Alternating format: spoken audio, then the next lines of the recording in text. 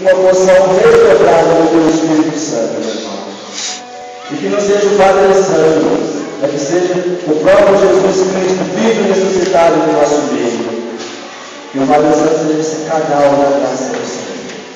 Ave Maria, cheia de graça, o Senhor é convosco. Bendita sois vós entre as mulheres. Apóstolo, bendito é o fruto do vosso ventre, Jesus. Santa Maria, Mãe de Deus, rogai por nós, pecadores, agora e na hora de nossa morte. Amém.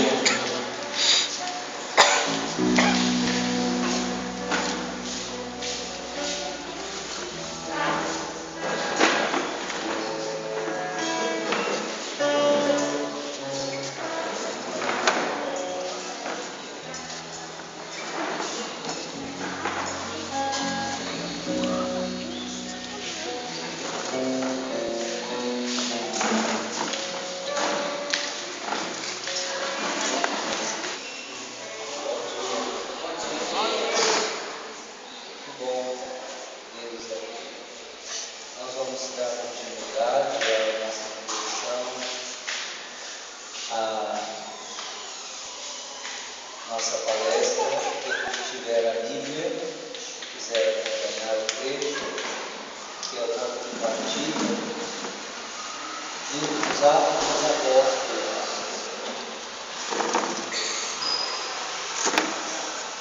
Capítulo 9, versículos 3 e seguintes. Atos dos Apóstolos, capítulo 9, versículos 3 e seguintes. Para quem está achando o Novo Testamento, depois dos Evangelhos. Amém? A minha tradução é da PEG, então talvez tenha uma outra palavra diferente. Seguindo o seu caminho, aqui está falando de Saulo de Tarso. Pode colocar nessa mão. Seguindo o seu caminho, ele se aproximava de Damasco, quando de repente uma luz vinda do céu o envolveu com seu brilho. Caindo por terra, ouviu uma voz que dizia: Saulo, Saulo, por que me persegues? Quem és tu, Senhor? Perguntou ele. Eu sou Jesus, é a mim que persegues. Mas levanta-te e entra na cidade e te dirão o que deves fazer. Os seus companheiros de viagem tinham parado, mudos de espanto. Eles ouviam a voz, mas não viam ninguém. Saulo se levantou do chão, mas embora tivesse os olhos abertos, não enxergava nada. E foi conduzido pela mão que seus companheiros fizeram entrar em Damasco, onde permaneceu privado da vista durante 3 dias, sem comer nem beber. Palavra do Senhor. Graças a Deus. Esta passagem não é assim estranha para a maioria de nós, é? Ela está contando a história, está relatando sobre um personagem muito importante e famoso no início da igreja, chamado Saulo de Tarso. Saulo de Tarso, ele, segundo esse texto, estava indo para uma cidadezinha chamada Damasco. Fazer o quê? Perseguir os discípulos de Jesus. Aqui Jesus já havia morrido, ressuscitado, subido aos céus, o Pentecostes já havia acontecido. E nesta viagem, ele tem uma visão. E esta visão faz cair por terra. E nesta queda, ele tem um diálogo com Jesus. Primeiro, Jesus lhe pergunta: por que me persegues? Ele não entende. Quem és tu? Eu sou Jesus, a quem tu persegues. E depois desta experiência, deste encontro com Jesus, ele se levantou sem as vistas, sem enxergar nada, e assim permaneceu durante 3 dias, até que depois o Ananias foi lá e orou por ele, e ele voltou a enxergar e foi batizado. Então, essa é um pedacinho da história de Saulo de Tarso. Mas a gente precisa entender a história deste homem antes deste encontro. Quem ele era?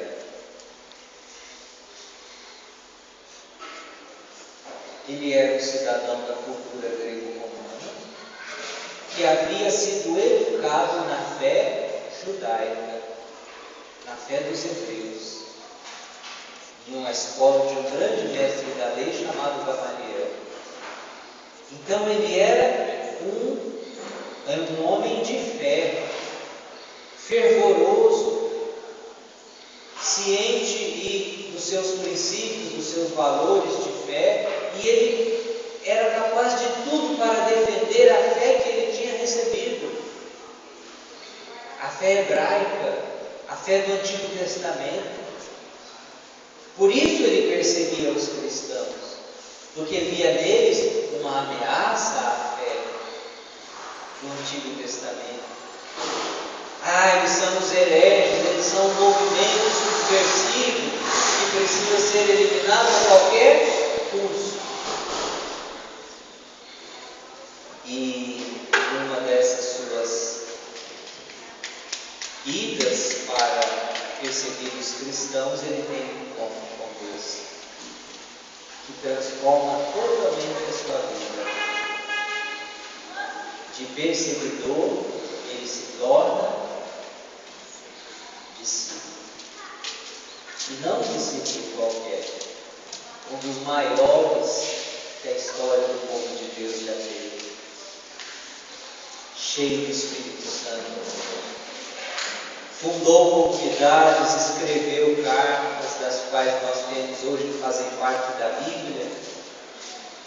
Veja um homem que incitava até o ódio, a morte aos cristãos, de repente morre, derrama o seu sangue pelo Cristo. Que mudança! E essa mudança que Deus precisa fazer na vida de cada um de nós. Veja, as primeiras palestras, elas provocaram no coração de vocês 2 coisas. Primeiro, o sentimento da filiação divina. Eu sou filho de Deus, o Pai me ama. Eu não sou um João ninguém, eu não sou um qualquer, eu não estou aqui por acaso. Deus me ama, Ele me criou. E depois, o segundo sentimento que brotou no coração de vocês: embora Deus me ame, eu sou um pecador, eu cometo pecados, eu erro, mas Deus, na sua misericórdia, me enviou um Salvador. O pecado leva à morte, mas para sanar este mal, Deus enviou Jesus, seu Filho, para me salvar. Sem Ele, o salário do pecado é a morte, por isso eu estava condenado a perecer eternamente. Mas existindo Jesus que veio a este mundo e que veio me oferecer a salvação. Então, os 2 sentimentos desta manhã. Agora chegou aqui um momento crucial. É a encruzilhada. Porque Deus vem e mostra o seu amor por nós. Jesus vem e mostra que morreu na cruz e derramou o seu sangue por nós e conquistou para nós a vitória. Agora chega o momento de eu dizer se eu quero isso para a minha vida ou se eu não quero isso para a minha vida. Porque Deus não obriga. Porque Deus não impõe nada. Ele propõe, Ele oferece. A salvação já foi dada no alto da cruz para toda a humanidade, mas ela precisa ser aceita por cada um no interior do seu coração. Ela está adiante, mas você precisa pegar ela para você. Você precisa aceitar ela na sua vida. É esse o momento pelo qual nós estamos aqui. A revelação, o anúncio de Jesus Cristo nos desperta a uma decisão. Diante disso eu não posso ficar em cima do muro. Diante desta revelação da salvação, eu não posso ficar do mesmo jeito. Eu não posso ficar um pé na frente e outro atrás. Eu preciso me decidir. Aceito isso para mim ou vou tocando a minha vida do mesmo jeito, como eu estou, está bom assim, como se nada fosse. O anúncio de Jesus Cristo provoca em nós a necessidade da fé e da conversão. Queira Deus que esse anúncio esteja provocando no seu coração isso agora. É interessante, eu me lembro, algumas vezes, quando eu preguei sobre a salvação de Jesus Salvador, um exemplo que eu usei, e todas as vezes que eu usei esse exemplo, não é a minha pregação, mas só o exemplo de agora, eu usei o exemplo de pegava assim qualquer pessoa que você chamava aqui na frente, um exemplo até bobo, né? Aí fazia aquela condição da pessoa se ajoelhar, deitar e quase que esfregar a cara no chão, né? Aquilo que o cardido faz com a gente, vem e nos derruba, nos suja, né? Não só a roupa, mas suja a gente por dentro, e a gente está ali realmente prostrado, sem entrega. E eis que surge um Jesus, que desce no mais profundo da nossa miséria, se ajoelha, nos abraça, nos levanta, nos limpa, nos cura, nos beija, nos abraça e assume no nosso lugar aquilo que estava destinado a nós.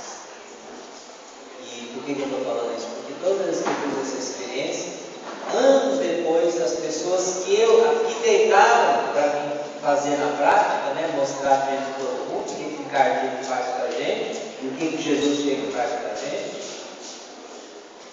E elas chegaram e testemunharam: Padre, eu sempre fui em grupo de oração, sempre rezava, mas foi naquele dia que eu me prostrei naquele chão, que eu vi o cardido pisando em mim, sentando em mim, Jesus chegou e me levantou, ali caiu a mente. É ali que eu entendi, é ali que começou tudo na minha vida. É ali que eu comecei a nascer de novo. Quando eu senti na pele o que acontecia na minha vida espiritual, mas eu não ficava conta. Foi preciso acontecer na prática no meu corpo. Mas então é isso. Jesus, ele vem e oferece esta salvação. A resposta cada um dá por si. Seu pai, sua mãe, seu namorado, sua namorada não pode dar essa resposta para você. Essa resposta se chama fé. Fé em Jesus.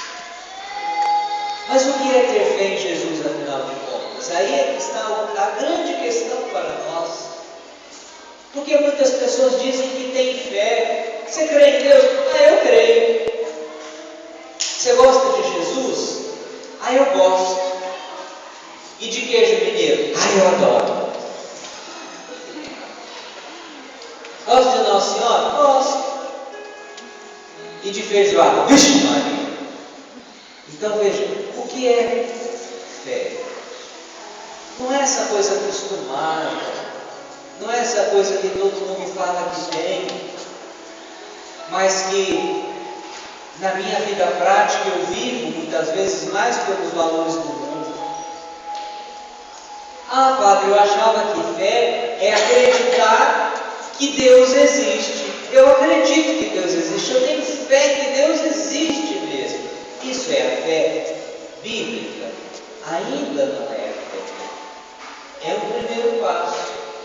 Mas acreditar que Deus existe não é fé. Sabe por quê? Até o diabo acredita que Deus existe. E ele tem fé em Deus? Ele acredita, ele conversou com Jesus, ele conhece a Bíblia. Quando ele foi tentar Jesus, ele falava para Jesus: olha, está escrito lá no capítulo tal, não sei do que. Ele acredita, ele sabe que Deus existe, ele conhece a Sagrada Escritura, mas nem por isso ele tem fé em Jesus. O que é a fé? É aceitar Jesus de toda a minha alma, de todo o meu coração. Aquela salvação que lá Ele comprou para todos, aceitá-la de uma vez por todas na minha vida. A partir dessa decisão, dessa aceitação, morreu o homem velho, morreu a mulher velha, morreu o Alessandro velho, nasceu uma nova criatura. Já não sou eu quem vivo, é Cristo que vive em mim. Esta é a fé. É deixar Jesus entrar de fato na nossa existência e revolucionar tudo, e mudar tudo, e transformar tudo. É isso que nós católicos precisamos ter. Esta fé que leva a uma mudança, a uma convicção. Quantas pessoas que falam eu tenho fé em Jesus, entram na fila da comunhão e pegam aquela hóstia como se nada fosse, e saem fazendo brincadeira e voltam para o seu lugar contando piadinha. Não é fé ainda. Quantas pessoas que passam diante de uma capela do Santíssimo Sacramento não são capazes de fazer uma genuflexão, não têm aquela consciência: Jesus em corpo, sangue, alma e divindade está ali, meu Senhor e meu Deus, eu creio, mas aumentai a minha fé. É aquela fé tradicional, é aquela fé, né, na hora do problema, aí faz promessa, vem marcar a expressão de missa. Mas o que nós estamos falando aqui não é dessa fé, é de nascer de novo. Olhem para Saulo.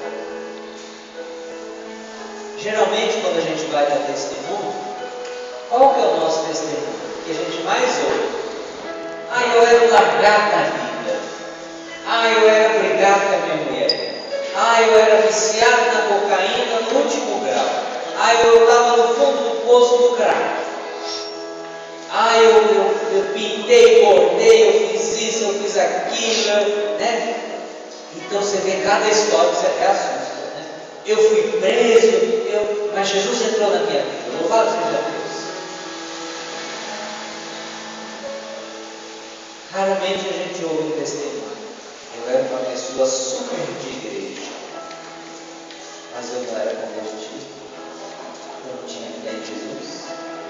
Eu ia na missa todo domingo, mas eu não tinha Jesus no meu coração. Saulo, ele era, lá na comunidade que ele ia rezar, ele era visto como um exemplo para todo mundo. Quantos cristãos, quantos católicos hoje podem estar nas pastorais, nas comunidades, no presbitério, no campo, no banco da igreja, e às vezes para a comunidade é um exemplo: olha que santo! Mas ainda não se converteu a Jesus porque não teve